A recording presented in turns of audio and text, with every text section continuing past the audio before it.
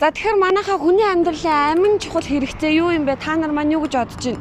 Алт мөнгө цуглуулах юм уу? Албан тушаалд хүрэх юм уу? Эсвэл албар нэртэй болох юм болов уу? Юу гэж бодож байна? Хичнээн албан тушаалтай болсон ч гэсэн, алт мөнгө цуглуулсан ч гэсэн, алдар нэрд хүрсэн ч гэсэн хүн усал уухгүй болвол 7 хоног амьд байж чаддсан байна. Харамсалтай нь хүмүүсээ бидний одоо амин чухал хэрэгцээ болсон цэвэр усны нөөц сүүлийн жилүүдэд бол дэлхийд нийтээр маш эрчимтэй хомсдож байгаа. За энэ хомсож байгаа нэг шалтгаан бол яхаа аргагүй хүмүүс бидний өдөр тутамдаа хайдаг хог хаягдал.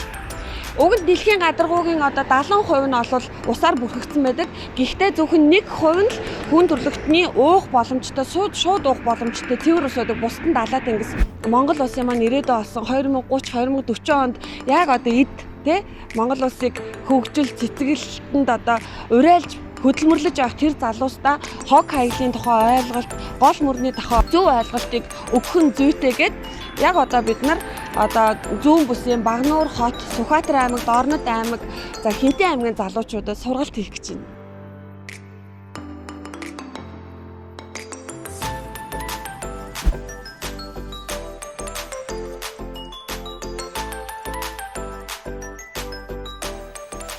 За, усгүй болоод байгаа гол шалтгаанууд гэж байгаа. Нэгдүгээр дэлхийн дулаалал гэдэгт одоо техник, технологийн хөгжил, үйлдвэрлэлийн хөгжил гэдээ маш олон юм нөлөөлдөг тийм. За, хоёрдугаарт бол хог хаягдал. Энэ удаа би хог хаягдлын талаар ярина. Хог хаягдлаа хамаа замбраагүй хаяад байгаа учраас бид нар усаа хордуулад эргээд өөрсдөө хордоод байгаа. Хог хаягдал гэж ер нь юу байдгийг гэж мэдэхгүй байсан. Энэ сургалтаар би хог хаягдал өөрт нь олон өрөөлт нь гэр бүлийнхэнд нь хор нөлөө тарахыг ойлгож авсан. Энэхүү сургалтын хүрээнд болохоор яг миний хамгийн сайн ойлгож авсан зүйл бол хогийг бид нар шатаах тусмаа бүр их биднэрт хор нөлөөтэй байд юм байна. Хар тоглоомын ялгар тийм байна. Энэ хор тавдар туслах үндэс болдгийм байна гэдгийг мэдэж авсан. Ангиллахыг хүсвэл багахан хэмжээний ингээд хичээл зүтгэл гарахад л хангалттай. Өөдөө айсан чил өөрийн толгой дээр ихчээр нэг тийм ойлголттой олж чадсан.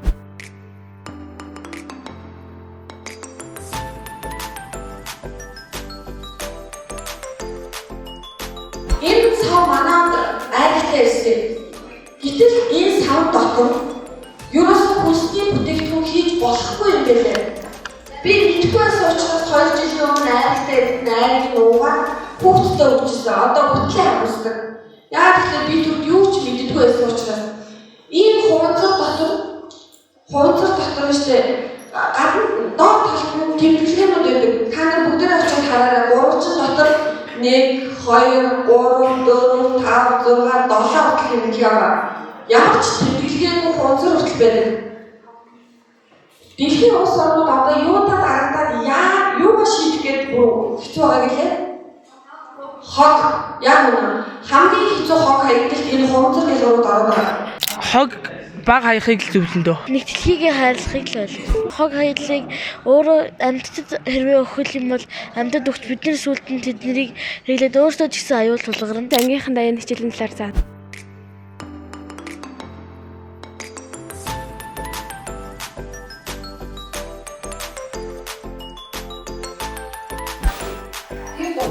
Машин дээр авах болохгүй.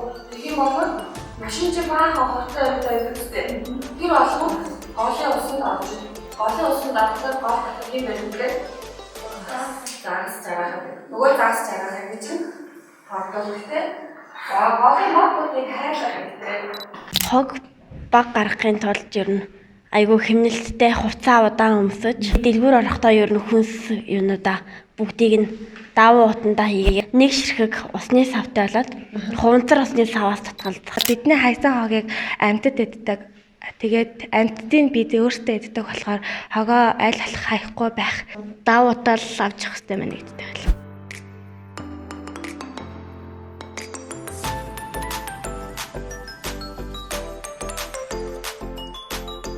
Бүх төрлийн гялгарууд та нар яалтчгүй хэрэглэсэн тохиолдолд доторхын маш сайхан цэвэрлээд хатаагаад жижиглээд нэг л гялгарууд нь хураагаад байв. Ингэж хураасаар агаад 1 сар 2 сар болоод одоо хадгалаад нэлээд олон болж шүү дээ. Тэнгуут нь би дакритик тавьж тушаачдаг байхгүй юу? Лоруу хуванцрыг хайснаар гол мөрөнд яаж нөлөөлдөг те гол мөрөнд амьдарч байгаа тэр далайн амьтдад яаж нөлөөлж байгааг хамгийн сайн ойлгосон. Хог гэж харахаас гадна ашиг гэж харах хэрэгтэй. 500 жилийн дараа миний үр хүүхэд те миний үр удам маань одоо тэр миний хайсан зүйлд ингээд тэр хүүхдүүдэд би өөрөө хордуулж яах гэдгийг аягүй сайн ойлгосон. За хүүхэд залуусыг хогны ойлголтыг нэмэгдүүлэхээс гадна нэгэнт одоо амьдралын хэм маяг тогтсон ч гэсэн томчуудын хөвшлийг өөрчлөх тал дээр энэ дэлхийн байгаль хамгаалах сангийн Монгол хөтөлбөрийн газраас анхаарч байгаа юм байна. Тийм учраас яг хэрлэн гол сав газар дагсан аймаг сумдын төрийн байгууллагын энэ аяны хүрээнд аль хэдийнэ хогоо ангилаад эхэлчихсэн байсан. Хог хаягдал пластик хог гэсэн хоёр ангилтар хийж байгаа. Би одоо энэ ямиг ууж дуусны дараа ундааг болоо цэвэр усаар зайлаад ямар хоо нэг болох хэмжээгээр нь багасгаад тэгээд ийм хогийн савнд хийж ялгаад жийлж үзээд хадгалах савнд хоёр ангиллаар болоо хадгалаад явж байгаа. Төсөв бүтэц орон тооны асуудал яг одоохондоо бэлэн болоогүй байна. За энэ асуудал яригч чинь утгагүй шийдэгдэх байх. Хоёр дахь түүхэд материалуудыг одоо зэрэгэлдээ аймаг сумуудаас тээвэрлээд авч ирж өгөөд ингээд өөрсөнд нь бас ашигтай байхаар бол бид бүхэн бас харилцаа хамтаа ажиллахад бэлэн байгаа. За улс орны ирээдүй болсон хүүхэд залуучууд нь хогоо ойлгодог, томчууд нь хогоо ангилдаг. Ангилсан хогийг нь давхрын одоо үйлдвэрүүд аваад дахин боловсруулчих ийм жижигхэн цикл, ийм жижигхэн тойргийг бий болгохын тулд энэ дэлхийн байгаль хамгаалах сангийн Монгол хөтөлбөрийн газрынханаас яг зорилго чигээ болгоод ажиллаж байгаа юм байлээ. Хүн болгон энэ хэрэглээндээ анхаарад яалтчгүй хэрэгэлсэн хогоо одоо ангилж хайдаг болоод ангилсных нь давхрын үйлдвэрүүд аваад ажиллаждаг. Давхрын үйлдвэрүүдийг энэ төр засгаас одоо дэмжиждэг ийм жижигхэн цикл бий болчих юм бол манай бас хоггүй болох бүрэн боломжтой. Тийм учраас одоо энэ байгууллагын хамт олонд чин сэтгэлээсээ талархаж байна.